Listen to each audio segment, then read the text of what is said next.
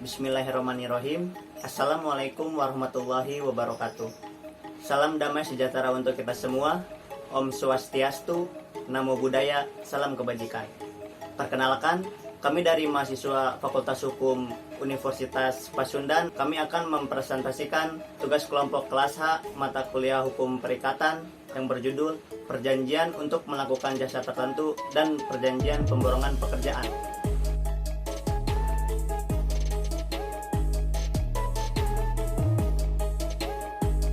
Assalamualaikum warahmatullahi wabarakatuh. Nama saya Gafunik Bernard Zuhair, NPM 191000384.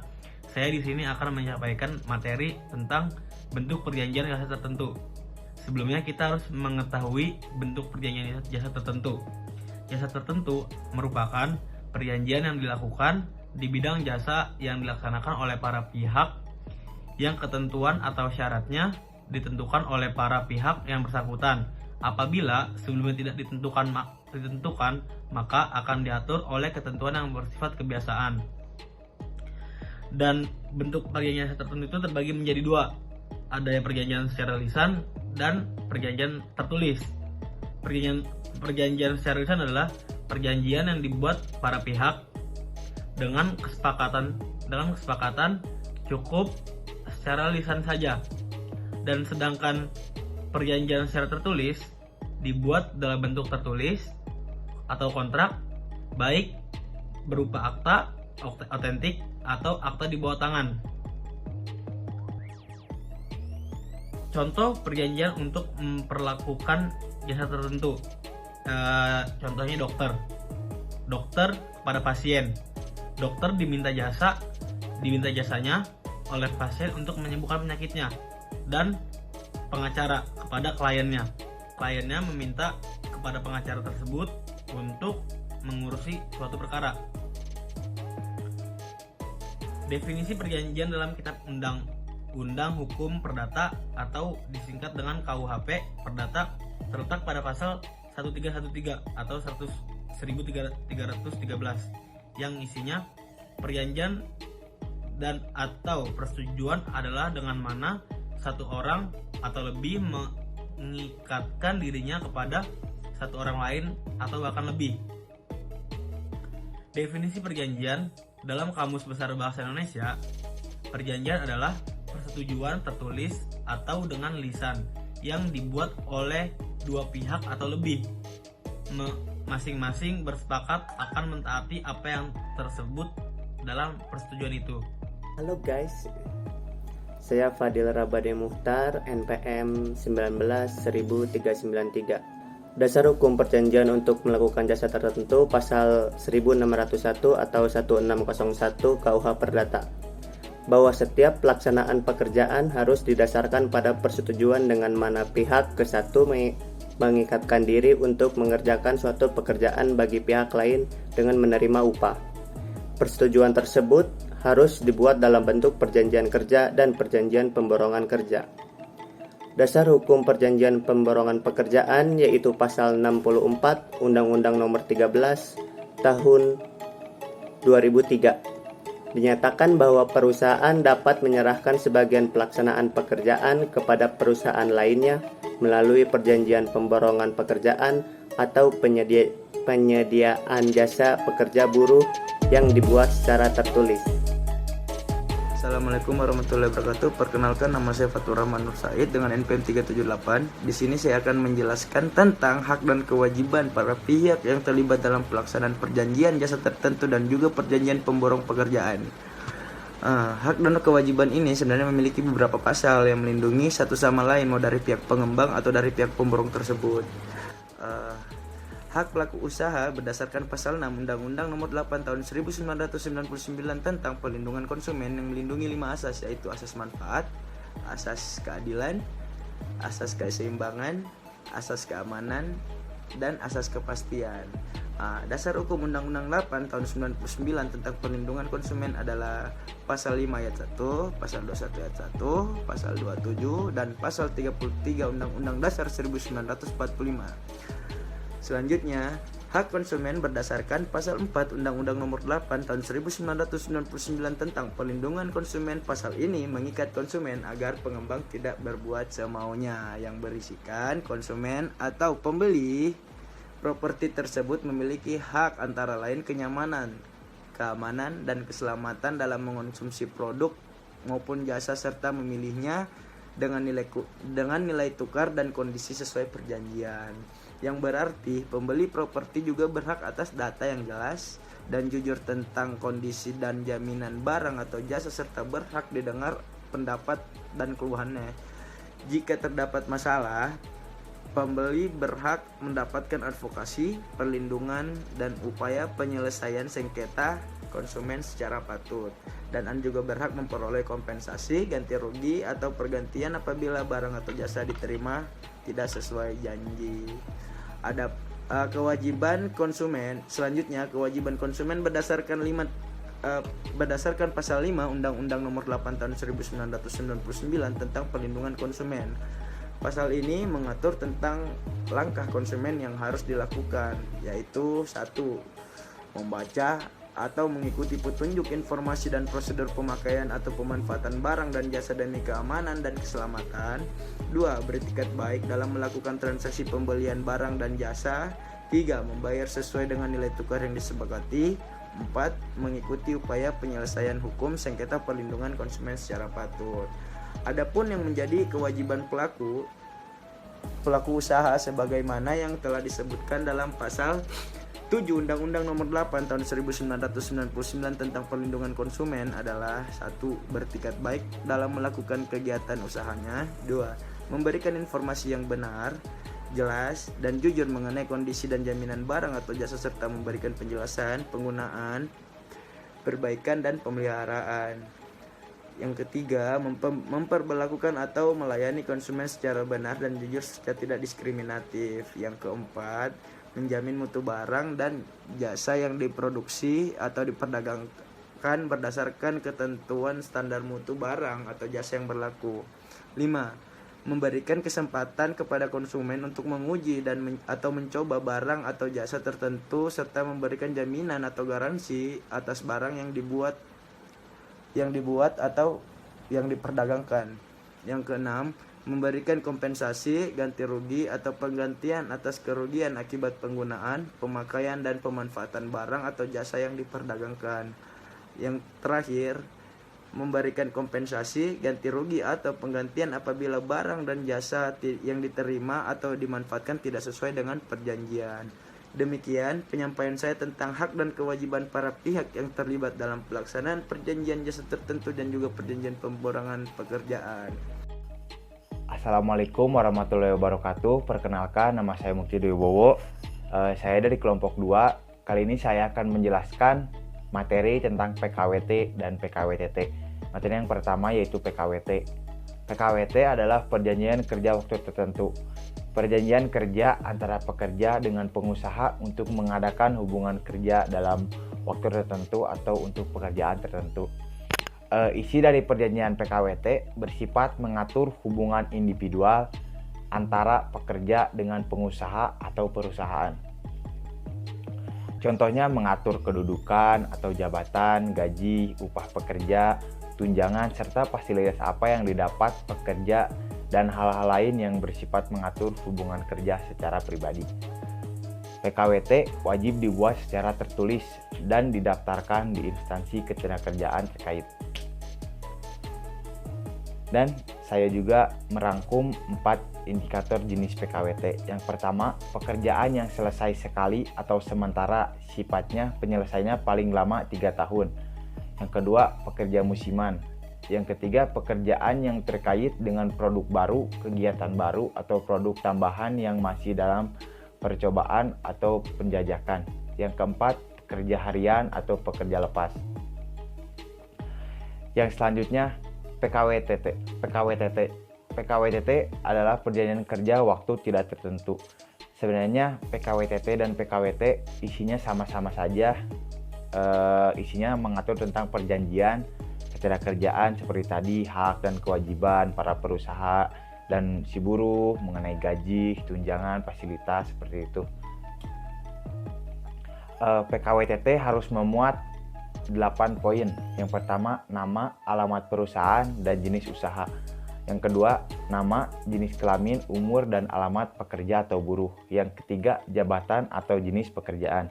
Yang keempat, tempat pekerjaan. Yang kelima, besarnya upah dan cara pembayarannya.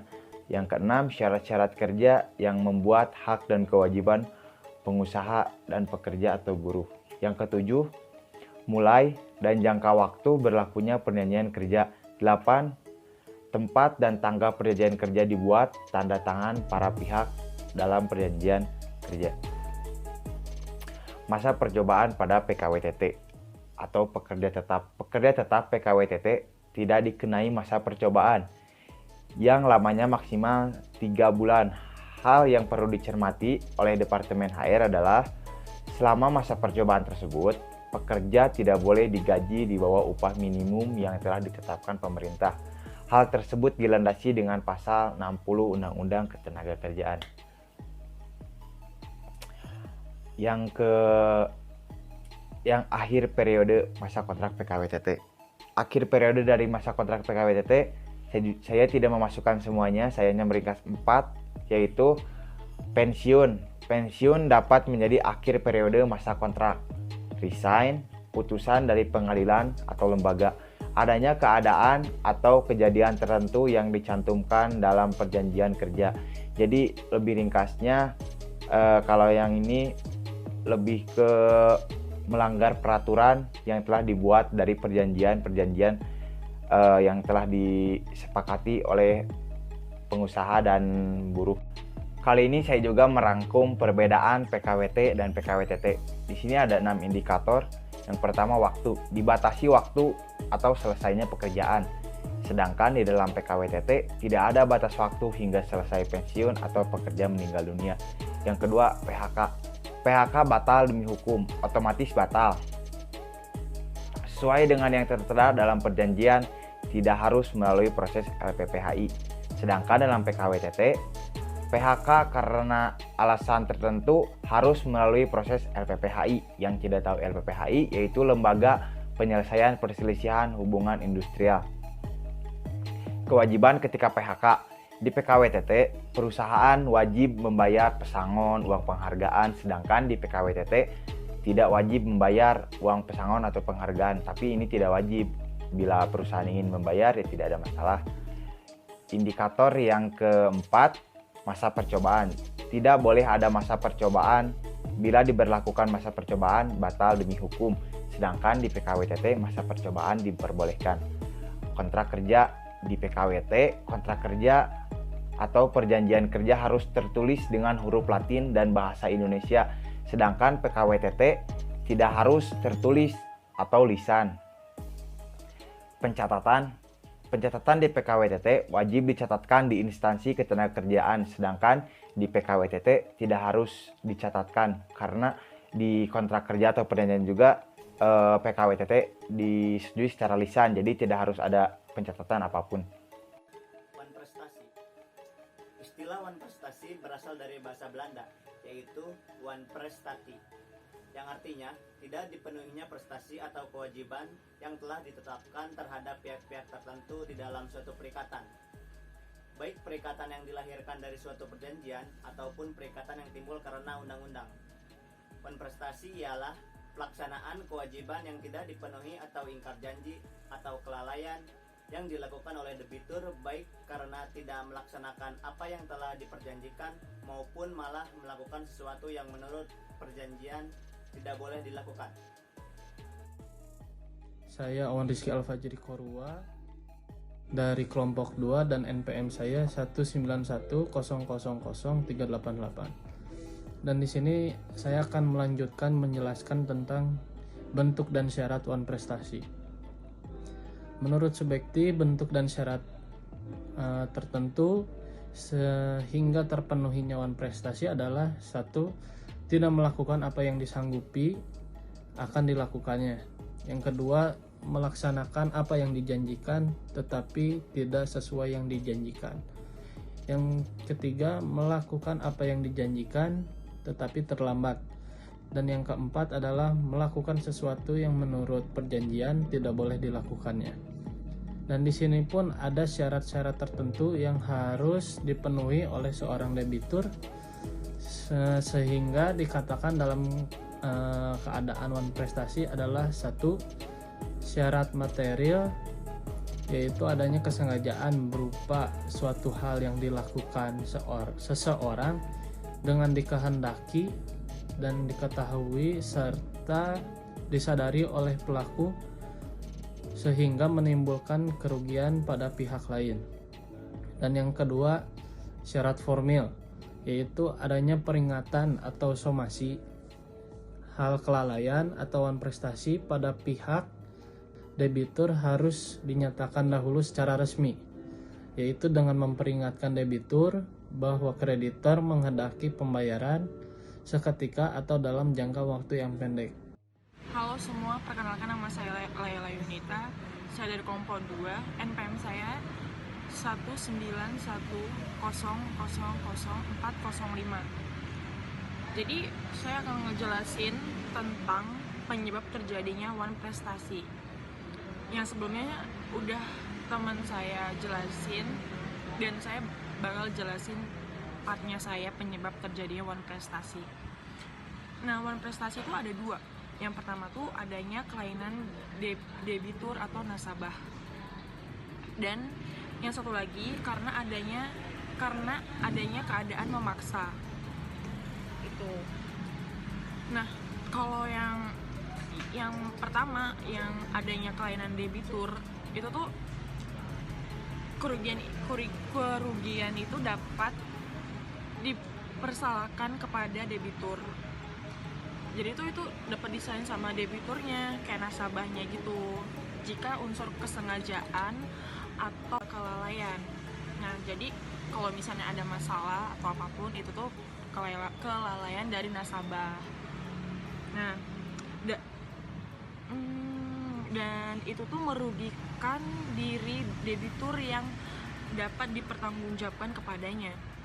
Itu yang pertama. Yang keduanya karena adanya keadaan memaksa. Itu keadaan memaksa ialah keadaan tidak dapat dipenuhi prestasi oleh pihak debitur karena terjadi sesuatu peristiwa bukan karena kesalahannya. Oke, sekian, makasih. Assalamualaikum warahmatullahi wabarakatuh. Perkenalkan, nama saya Sultan Dwi Evian, NPM 19.396 dari kelas A, akan menyampaikan akibat hukuman prestasi. Akibat hukuman prestasi terbagi 3. Pertama, kewajiban membayar ganti rugi. Ganti rugi adalah membayar segala kerugian karena musnahnya atau rusaknya barang-barang milik kreditur akibat kelalaian debitur. Untuk menuntut ganti rugi harus ada penagihan atau somasi terlebih dahulu, kecuali dalam peristiwa-peristiwa tertentu yang tidak memerlukan adanya teguran.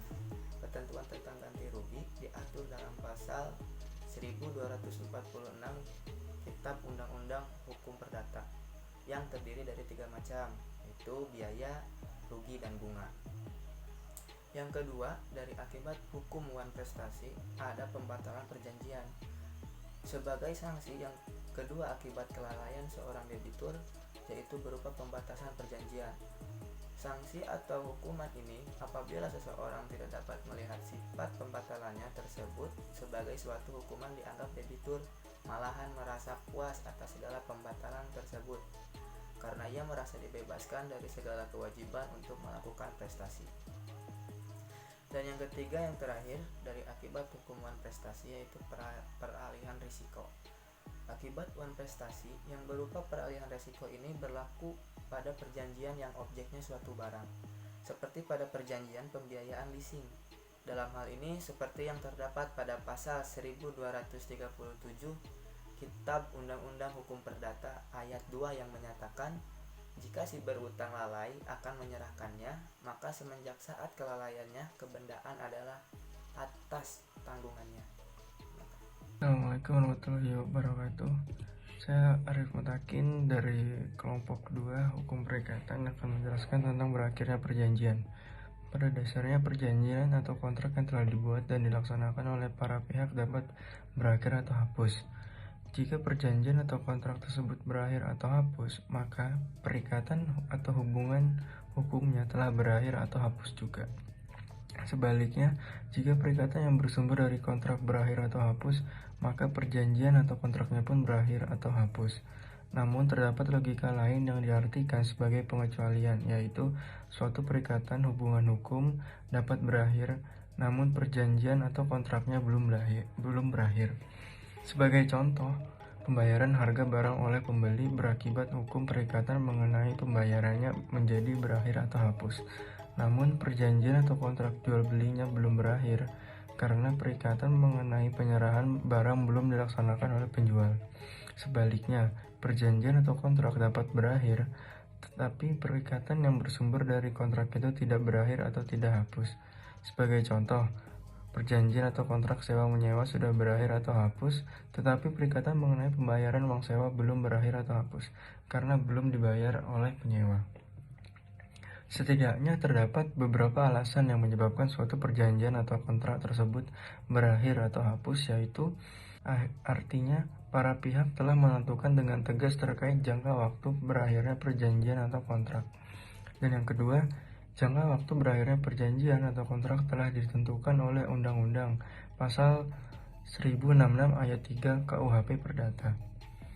Yang ketiga, salah satu pihak telah meninggal dunia, misalnya dalam perjanjian atau kontrak pemberian kuasa.